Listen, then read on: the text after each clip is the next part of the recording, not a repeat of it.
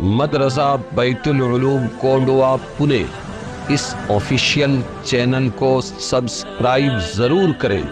یاد رکھیے، اس سے کسی ایک شخص کو نہیں، پورے مدرسے کو فائدہ ہوگا اور آپ کو اجر عظیم ملے گا۔ لیکن وہ احکام و مسائل جو قرآن و سنت میں صراحتاً مذکور نہیں ہے، یا جن میں آیات قرآن روایات حدیث میں بظاہر کوئی تعارض نظر آتا ہے، یا جن میں صحابہ تابعین کے درمیان قرآن سنت کے معنی متعین کرنے میں اختلاف پیش آیا ہے، یہ مسائل و احکام محل اجتہاد ہوتے ہیں۔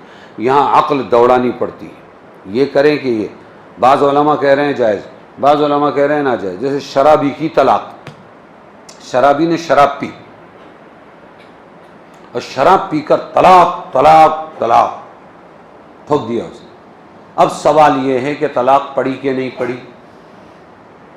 تو صحابہ میں ہی اختلاف ہو گیا۔ کچھ صحابہ کہتے تھے کہ طلاق پڑ گئی، اس کی سزا کے طور پر طلاق واقع کر دو، دارو پیا کیوں؟ اور کچھ صحابہ یہ کہتے تھے کہ طلاق کو واقع کرنے کے لیے جو عقل ہے وہ موجود ہونا، حاضر ہونا، سمجھ ہونا ضروری ہے۔ یہ تو بیچارہ فاتر العقل ہو گیا، یہ غائب الدماغ ہے، کیا بول رہا ہے کیا کر رہا ہے اس کو سمجھتا نہیں ہے، لہٰذا اس طلاق کو واقع مت مانو۔ بات سمجھے گی نہیں؟ تو صحابہ ہی میں دو گروہ ہو گئے، پھر تابعین میں بھی ایسا چلا، آج کے علماء میں بھی ایسا ہے۔ میں نے بعض جگہ طلاق پر فتویٰ یہ دیا ہے کہ بھائی نکاح طلاق ہو گئی، شرابی کی دی ہوئی طلاق پڑ گئی، اور بعض جگہ میں نے مصلحت دیکھی ہے تو اس گروہ کے دلائل کو لیا جو طلاق کو واقع نہیں کرتے ہیں، اور وہاں میں نے کہا طلاق نہیں ہوئی۔ کیوں؟ مجھے گنجائش ہے اس بات کی، کیونکہ پہلے سے اختلاف چلا آ رہا ہے اور میں سمجھ رہا ہوں دلیلوں کو، لیکن عوام ان کا کام یہ ہے کہ وہ اپنے طرف سے کچھ طے نہ کرے، کیونکہ ان میں سمجھنے کی صلاحیت نہیں۔ یہ مسائل و احکام محل اجتہاد ہوتے ہیں، ان کو اصطلاح میں مجتہد فیہ مسائل کہتے ہیں۔ کیا کہتے ہیں؟ فار ایگزامپل، ایک ہے ابھی بھی ہوگا، ایک ساتھی تھا پونا کا، میں دارالافتاء مدار چلنا مسجد میں بیٹھا ہوا، مفتی صاحب السلام علیکم، میں بولا کیا بات ہے؟ وعلیکم السلام۔ بولے وہ ایسا گڑبڑ میں یہ ہوا، ٹینشن آیا، میں نے میری بیوی کو طلاق دے دیا۔ تو پھر جب ایسا ہوا تو طلاق ہو گئی۔ اب سنو، جاہل رکشہ ڈرائیور، سمجھ میں آیا؟ جونے بازار میں کباڑی کا دھندا کرنے والا، زیادہ سے زیادہ چلہ لگا ہوگا، 4 مہینہ لگا ہوگا، اب مجھے کہتا ہے لیکن میرے کو ایسا لگتا ہے طلاق نہیں ہونی چاہیے۔ کیا بول رہا ہے؟ مجھے ایسا لگتا ہے، کوئی دلیل نہیں، کچھ نہیں، اس کو لگ رہا ہے، اس کا نفس بول رہا ہے۔ جب نفس میں آیا دیا طلاق، اور جب نفس میں آ رہا ہے تو کیا بولتا ہے کہ نہیں ہونی چاہیے۔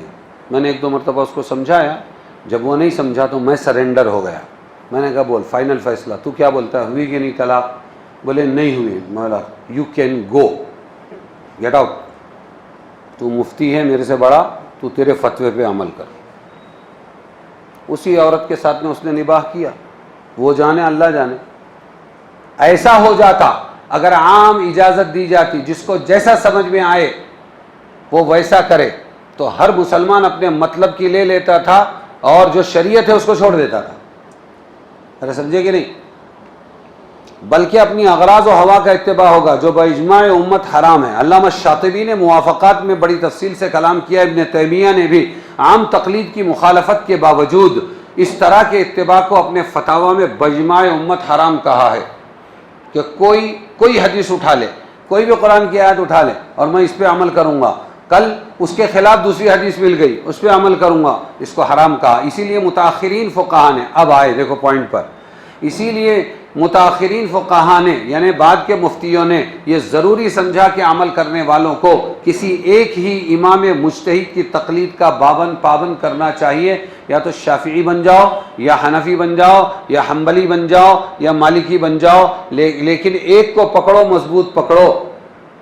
سمجھ میں آیا؟ ہاں، چندے کے دین پر مت چلو، تھوڑا حنفی تھوڑا مالکی، چندہ نہیں جی۔